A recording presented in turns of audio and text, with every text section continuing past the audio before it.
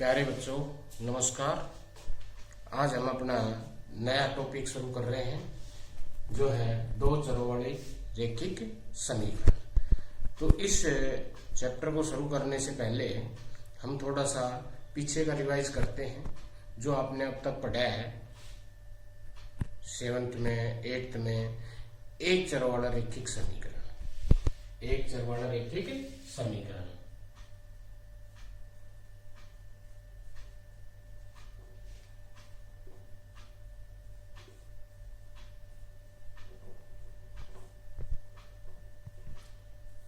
एक चर वाला रैखिक समीकरण हम 6th में स्टार्ट हो जाता है, 6th में थोड़ा सा आता है, उसके बाद 7th में 8th में हम पढ़ चुके हैं अच्छी तरह से। अब हम या 9th में दो चर वाले रैखिक समीकरण पढ़ेंगे, लेकिन उससे पहले हम थोड़ा सा पीछे का रिवाइज कर लेते हैं। एक चर वाला रैखिक समीकरण, इसका अर्थ क्या है? एक चर, गणित में दो प्रकार की राशि होती है, एक होती है चर और एक अचर, यानी कि एक वेरिएबल और एक कांस्टेंट। चर राशि कौन सी होगी? जो हमारे इंग्लिश के लेटर है X Y Z A B C D, ये इनको हम चर राशि मानते हैं क्योंकि इनका मान स्थिर नहीं है, क्योंकि इनका मान कैसा स्थिर नहीं है। दूसरा है अचर राशि, जो हमारी संख्याएं हैं, जो हमारी संख्याएं हैं 1 2 5 -3 0 ये 4/5, तो ये सभी अचर राशि हैं। तो इसमें दो तरह की राशि होती है गणित में, चर राशि और एक अचर राशि। इंग्लिश में इसको वेरिएबल कहते हैं, इसको कांस्टेंट कहते हैं। तो वेरिएबल और कांस्टेंट दो तरह की राशि होती है। तो एक चर यानी कि यहाँ एक वेरिएबल होगा, चाहे वो कुछ भी हो, x हो, y हो, z हो, t हो, a हो, b हो, c हो, कुछ भी हो, क्योंकि चर राशि का मान स्थिर नहीं है तो इसलिए एक चर राशि होगी। रैखिक का मतलब क्या होता है?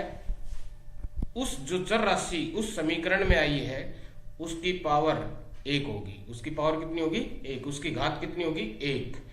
समीकरण का अर्थ होता है दो पक्ष और दोनों ही समान। समीकरण इस चीज को दर्शाता है, समानता को दर्शाता है। समीकरण समानता को दर्शाता है, तो इसमें दो पक्ष है, दोनों पक्ष समान है, दोनों में समानता है, इसलिए समीकरण है। तो एक चर वाला रैखिक समीकरण, तो इसका अर्थ है ऐसी समीकरण, ऐसी दो पक्षों में समानता जिसमें एक चर राशि हो और उस चर राशि की घात कितनी हो? 1। एग्जाम्पल जैसे 2x + 5 = 0। 2x + 5 बराबर कितना है? 0। यहां चर राशि क्या है? x। कितनी चर राशि है? एक ही है, x है। एक चर राशि है, क्या है? x। दूसरा, उस चर राशि की घात कितनी है? 1। घात कितनी है? 1। तीसरा, दोनों में दो पक्ष है, एक पक्ष ये और एक पक्ष ये LHS और ये RHS, दोनों कैसे हैं? समान है, दोनों के बीच में बराबर का निशान है। तो ये है एक चर वाली रैखिक समीकरण। इसी प्रकार से और एग्जांपल हम लेते हैं 3t - 2 = 8। 2 = 8 हमने ये ले लिया। तो यहां चर राशि कितनी है? 1। कौन सी है वो? t। उस t की घात कितनी है? 1। और दो पक्ष है, ये LHS लेफ्ट हैंड साइड और ये RHS राइट हैंड साइड, या ये बाया पक्ष और ये दाया पक्ष। दोनों के बीच में कैसा संबंध है? समानता का संबंध है, बराबर का निशान है दोनों के बीच में, इसलिए दोनों पक्ष कैसे हैं? समान। तो ये है एक चर वाली रैखिक समीकरण, एक चर वाली रैखिक समीकरण। अब इसमें हम ये देखते हैं, दोनों ये जो एक चर वाले रैखिक समीकरण है, इसको अगर हम हल करें, हल करने का मतलब है इस चर राशि का हमने मान ज्ञात करना है। वो उसका क्या होगा? जो x का, इसमें पहले वाले समीकरण में x का जो मान आएगा वो इस समीकरण का हल होगा, इसमें t का जो मान आएगा दूसरी में वो इस समीकरण का हल होगा। तो हल हमें कैसे निकालते हैं? जैसे इसी का हम निकालें तो हम जो चर राशि है उसको हम एक तरफ रखेंगे, बाकी जो अचर राशि है हम उसको दूसरी तरफ ले जाएंगे। तो जैसे यहां हम पहले इस प्लस और माइनस की संख्या को ले जाते हैं दूसरी तरफ, तो यहां पहले हम 5 को परली तरफ ले जाएंगे। तो जब हम किसी भी संख्या को या किसी राशि को, चाहे वो चर हो या अचर हो, उसको एक तरफ से दूसरी तरफ ले जाते हैं, लेफ्ट हैंड साइड से राइट हैंड साइड की तरफ ले जाए या राइट हैंड साइड से लेफ्ट हैंड साइड ले जाए, तो उसमें कुछ परिवर्तन आता है। वो क्या बदलाव आता है, उसके साइन में बदलाव आता है। प्लस है वो बदल जाएगा माइनस में,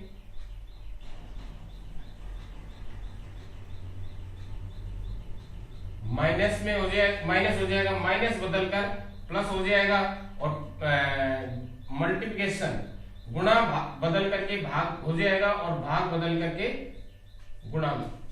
यानी कि जब हम एक राशि को एक तरफ से दूसरी तरफ ले जाएंगे, चाहे वो हम लेफ्ट हैंड साइड से राइट हैंड साइड की तरफ ले जाए, चाहे हम राइट हैंड साइड की तरफ से लेफ्ट हैंड साइड की तरफ लाए, उसके साइन में बदलाव आएगा। वो कैसे बदलेगा?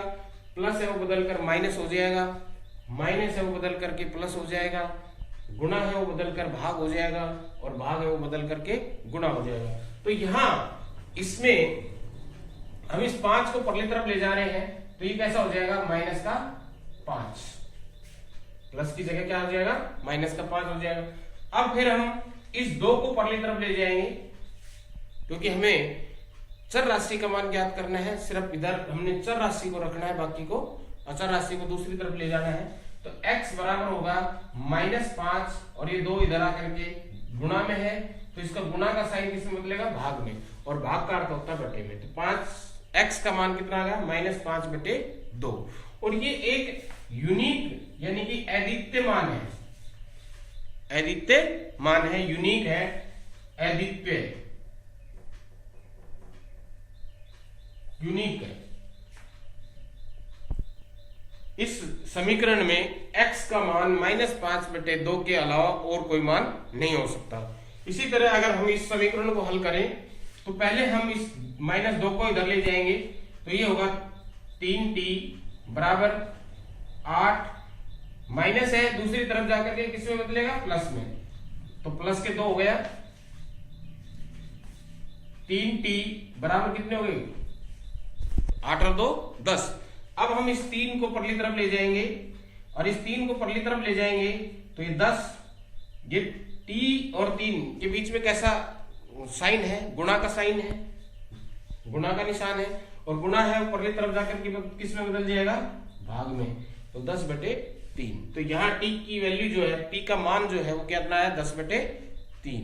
और ये भी एक यूनिक मान है, एक अद्वितीय मान है। तो इस तरह से हम समीकरण का मान ज्ञात करते हैं एक चर वाले रैखिक समीकरण का, एक चर वाले रैखिक समीकरण का। अब जो हमारा टॉपिक है वो है 2 चरों वाला रैखिक समीकरण, 2 चरों वाला रैखिक समीकरण।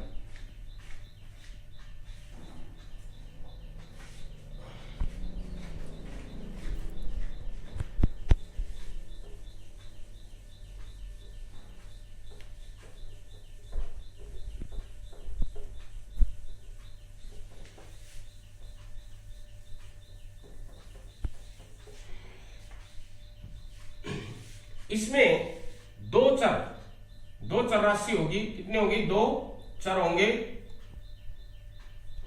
रैखिक का मतलब है दोनों चर राशि की घात है वो कितनी होगी? 1 होगी। घात कितनी? 1। और समीकरण का अर्थ होता है समानता होगी दोनों पक्षों में, दोनों पक्षों में क्या होगी? समानता। तो इस तरह से ये 2 चरों वाले रैखिक समीकरण होगा। जैसे एग्जाम्पल हम लेते हैं, 2x + 3y बराबर 8। तो यहां 2 चर राशि है, एक x है और एक y है, एक x है और एक y, 2 चर राशि होगी। दोनों की घात कितनी है? 1। दोनों की घात कितनी है? 1। और 2 पक्ष है, और दोनों पक्ष कैसे हैं? बराबर है, यानी कि दोनों समान है, दोनों में समानता है। LHS बराबर है RHS, तो ये तीनों, इसमें तीन चीजें हैं, दो चर होने चाहिए, दो चर है एक्स और वाई। रेखिक का मतलब होता है उनकी घात कितनी हो, एक। तो दोनों चर राशि की घात कितनी है, एक है, यहां भी एक है और यहां भी एक है। एक को हम लिखने की जरूरत नहीं है, हम नहीं लिखे तो कोई बात नहीं है, ये अंडरस्टूड है। अगर किसी की घात नहीं लिख रखी, किसी भी चर राशि की घात नहीं दर्शा रखी, तो उसका मतलब है उसकी घात कितनी है, एक है। तो दो चर राशि है एक्स और वाई, दोनों की घात कितनी है, एक है, और दोनों के बीच दो पक्ष है, दोनों पक्ष कैसे हैं, समान है, इसलिए ये एक दो चरों वाली रैखिक समीकरण है, दो चरों वाली रैखिक समीकरण है। तो इस तरह से हम पहचान सकते हैं कि कौन सी समीकरण है वो एक चर वाली रैखिक समीकरण है, कौन सी समीकरण है वो दो चरों वाली रैखिक समीकरण है। द्विघात समीकरण में जो चर राशि है वो उसकी घात दो होगी, जैसे कि ये है x square plus 5x plus 3 बराबर 0। इसमें चर राशि एक है, x है, लेकिन x की जो बड़ी से बड़ी घात कितनी है, 2 है, तो इसलिए ये द्विघात समीकरण है। क्या है ये, द्विघात समीकरण। ये आप अगली क्लास 10th में पढ़ोगे, तो इसलिए हम इसके ऊपर और ज्यादा डिस्कस नहीं करेंगे। हम अपना फोकस इसी पे रखते हैं कि दो चरों वाला रैखिक समीकरण क्या है, जिसमें दो चर राशि हो, दोनों की घात एक हो और दो पक्ष हो, दोनों पक्ष कैसे हो, समान हो, दोनों में समानता हो। तो इस तरह से हम पहचान सकते हैं कि ये दो चरों वाली रैखिक समीकरण है। अब हमने देखा था कि एक चर वाले रैखिक समीकरण का जो मान आया था, जो हल था, वो यूनिक था, एक अद्वितीय था। जिस तरह से पहले का आया था -5/3, तो वो अद्वितीय था, यूनिक था, उसके अलावा उसका कोई और मान नहीं हो सकता।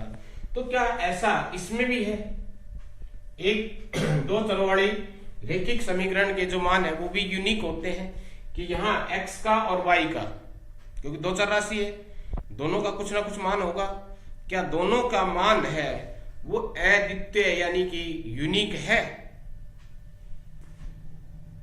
अगर एक दो चरों वाली रैखिक समीकरण है तो उसके मान है वो अपरिमित रूप से अनेक होते हैं।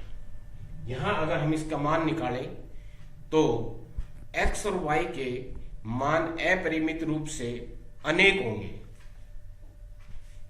ये x और y के जो जोड़ा होगा, जो मान होगा, जैसे कि इस समीकरण में हम एक चर राशि को इधर रख लेते हैं, दूसरी चर राशि को दूसरी तरफ ले जाते हैं, जैसे कि 3y बराबर होगा 8 - 2x। तो x को हम परली तरफ ले गए, दूसरी तरफ राइट हैंड साइड की तरफ ले गए, y बराबर होगा 8 माइनस में 2x। इस 3 को हम परली तरफ ले गए, गुणा में है तो भाग में हो गया। तो इस समीकरण को हमने इस रूप में लिख दिया, एक चर राशि का मान दूसरी चर राशि के मान में ज्ञात कर लिया। तो अब जैसे ही हम x का कुछ भी मान रखेंगे, y का कोई ना कोई मान होगा। जैसे कि अगर हम x की जगह इस तरह से हम टेबल में दर्शा सकते हैं, x का मान हमने मान लो 0 रखा, 0 रखा, तो 8 - 0, 2 गुणा में 0 0 हो गया, तो 8 गुणा में 0 बटे में 3 कितना आगा, 8/3। तो y का मान कितना निकल के आया, 8/3। x का मान अगर हम 1 रखें, x का मान हम कितना रखें, 1, तो क्योंकि हम x का मान कुछ भी रख सकते हैं, x का मान हम कुछ भी रख सकते हैं, तो हमने 0 रखा तो y का मान 8/3 आया।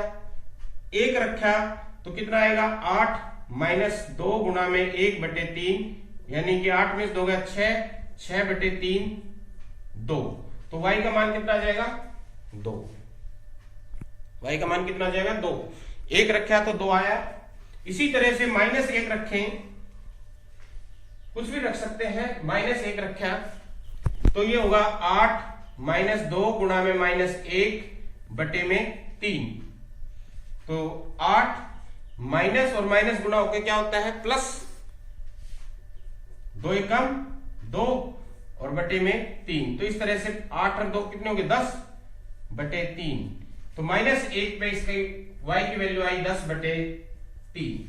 और इस तरह से हम और अनेक मान रख सकते हैं, 3 4 जो भी मर्जी आए वो रख सकते हैं। अगर हम 3 रखें तो देखो y का मान कितना आएगा 8 माइनस 2 गुणा में 3 बटे 3, यानी कि 8 माइनस 2 तिया 6 बटे 3, 8 में 6 गया कितना बचा 2, 2 बटे 3। तो यहां 2 बटे 3। x की जगह अगर हम 4 रखें, x की जगह कितना रखें 4, तो 8 माइनस 2 गुणा में 4 बटे में 3, x की जगह मान रखना है सिर्फ। तो ये होगा 8 माइनस 4 दूनी 8 बटे में 3, यानी कि 0 बटे 3। और 0 को हम किसी भी संख्या से भाग करते हैं तो 0 आता है, तो ये कितना होगा 0। इस तरह से हमने कितने मान ज्ञात कर लिए, यहां 1 2 3 4 5। क्या यही समाप्त हो गया?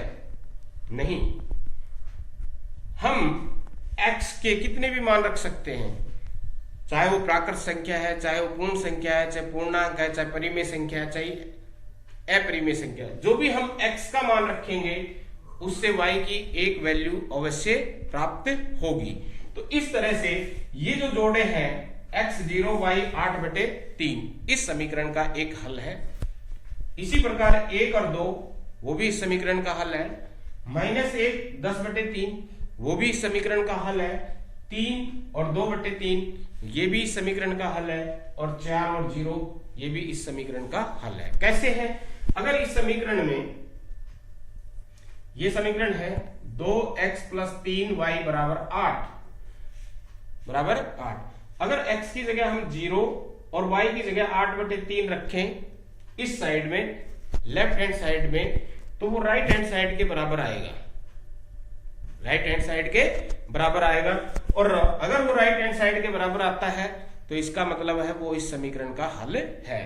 तो देखो चेक करो, 0 रखा x की जगह, y की जगह हमने 8 बटे 3 रखा, तो 3 से 3 कट गया, तो 2 गुणा में 0 कितना होगा 0 प्लस 8, और ये बराबर किसके होगा 8 के। ये राइट हैंड साइड के बराबर आ गया ना। तो इस तरह से इसका अर्थ हमने वेरीफाई भी कर दिया यहां कि x 0 और y 8 बटे 3 इस समीकरण का हल है। इसी प्रकार हम किसी को भी रख के देख सकते हैं, इनमें से जो हमने निकाले इनमें से किसी को भी रख के देख सकते हैं। ये 3 और 2 बटे 3 रखते हैं, 2 गुणा में 3 प्लस में 3 गुणा में 2 बटे 3, 3 से 3 कट गया, 6 प्लस में 2 कितना आ गया 8, और ये आ गया राइट हैंड साइड के इक्वल बराबर। तो इस तरह से ये हमने वेरीफाई कर दिया, ये भी इस समीकरण का हल है। 4 बट और 0 रख के देखते हैं, तो 2 गुणा में 4 प्लस में 3 गुणा में 0, तो 4 दूनी कितने हो गए 8 प्लस में 0, और ये बराबर होगा 8 RHS के बराबर। तो इसका अर्थ ये है कि इसके ये मान हो गए 5 तो हमने निकाल लिए, इसके अलावा और भी अनेक मान हो सकते हैं। तो एक 2 चरों वाले रैखिक समीकरण के कितने मान होते हैं? अपरिमित रूप से अनेक मान होते हैं। अपरिमित रूप से कितने होते हैं? अनेक मान होते हैं। तो इस तरह से हमने ये देख लिया। उसके बाद एक और आता है,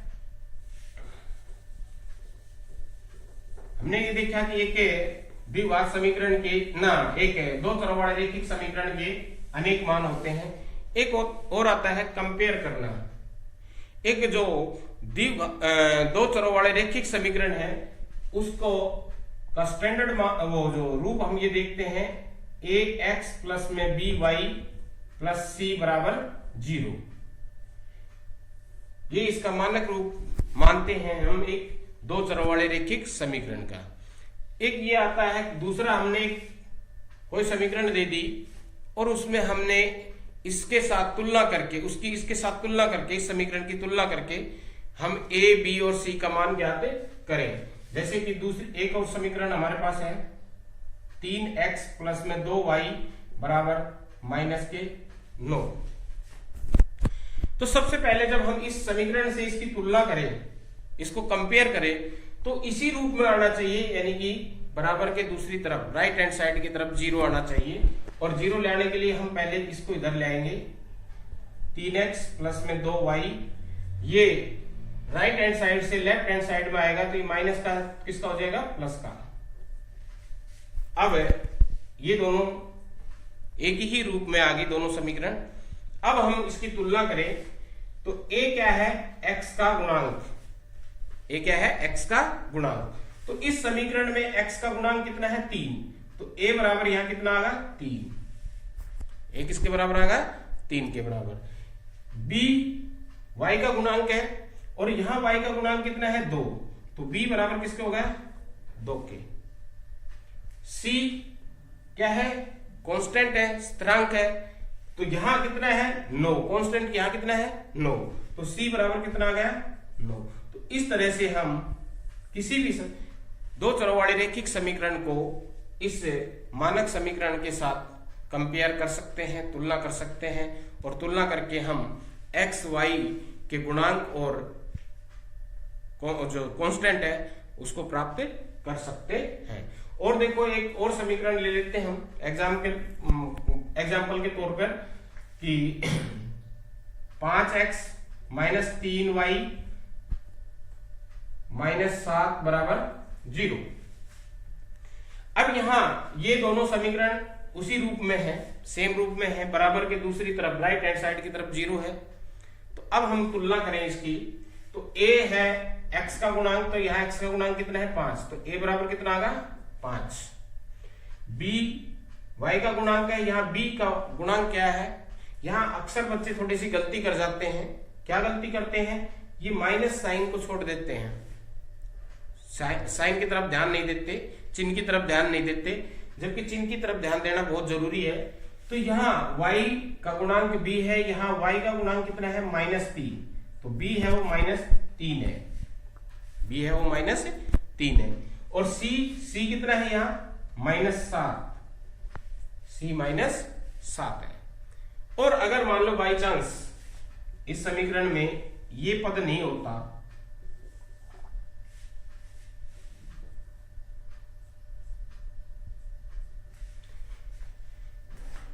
5x माइनस 7 बराबर 0 है ये। अब वो कहे कि इसको दो चरों वाले रैखिक समीकरण के रूप में लिखिए और इस समीकरण से इसकी तुलना करके a, b और c के मान ज्ञात कीजिए। इस समीकरण को दो चरों वाले रैखिक समीकरण के रूप में लिखना है और फिर इस समीकरण से इसकी तुलना करके a, b और c का मान ज्ञात करना है। तो हम कैसे करेंगे, पहले तो हम इसको दो चरों वाले रैखिक समीकरण के रूप में लिखेंगे, यानी कि 5x, y वाला पद इसमें नहीं है, तो हम इस तरह से लिख सकते हैं 0y, 0 गुणा में y, क्योंकि हमें ये पता है कि 0 से हम किसी को भी गुणा करते हैं तो वो 0 होता है, तो ये 0 हो गया, इसका कोई मान नहीं है।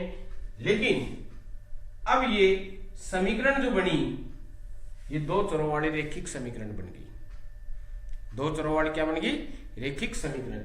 ये एक चर वाले रैखिक समीकरण है, तो इस प्रकार से हम एक चर वाले रैखिक समीकरण को दो चर वाले रैखिक समीकरण में बदल सकते हैं। तो इस तरह से हमने इसको दो चरों वाले रैखिक समीकरण में बदल दिया। अब हम इसके साथ तुलना करें तो a बराबर कितना होगा 5, b बराबर कितना होगा 0 और c बराबर कितना होगा -7। तो ये हमने कंपेयर करके दोनों समीकरण को, इस समीकरण को और इस समीकरण को कंपेयर करके हमने a, b और c का मान ज्ञात कर दिया। तो इस प्रकार से हम दो चरों वाले रैखिक समीकरण को इस मानक समीकरण के साथ कंपेयर करके इनके गुणांक और स्थिरांक को ज्ञात कर सकते हैं। और ये है एक दो चरों वाले रैखिक समीकरण के हल, कि एक दो चरों वाले रैखिक समीकरण के अपरिमित रूप से अनेक हल होते हैं। तो आज के लिए इतना ही, धन्यवाद।